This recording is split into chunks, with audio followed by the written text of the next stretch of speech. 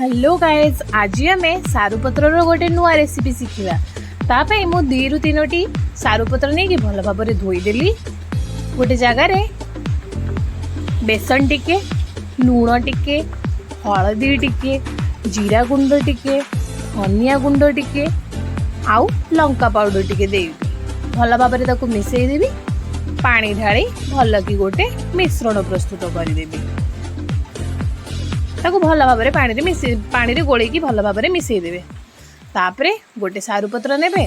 मुझे देखुं मुझे बेसन को केमी स्प्रेड करुँच, आपण मैंने भी सेमती भल भाव चारिआडे स्प्रेड करदे।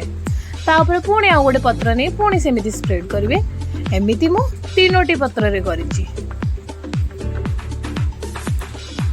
सारा पर मुझे धीरे धीरे मोड़ुची, आपण मैंने भी एमती धीरे धीरे मोड़िकी रखिए। जेहेतु मो सारू पत्र टिके साइज रे बड़ अच्छी, मुझे छुरी रे 2 भाग कर देछि।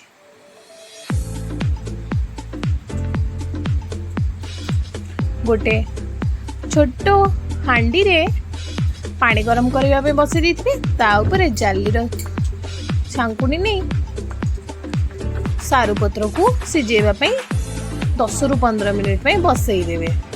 सिजी गला परे ताकू ठंडा हवा 10 ରୁ 15 मिनिट पे छाड़ी देकी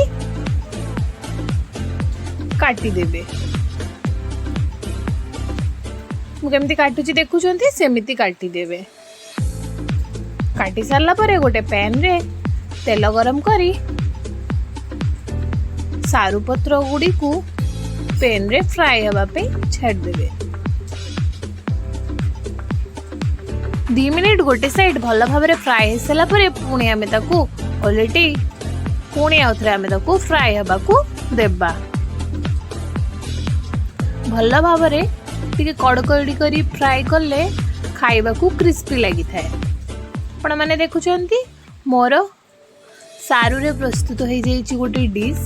आपण चाहिए ताकू टिके चाट मसाला उपरे पकेकी खाई परिवे।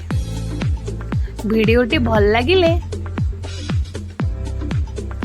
लाइक, शेयर और सब्सक्राइब करिए।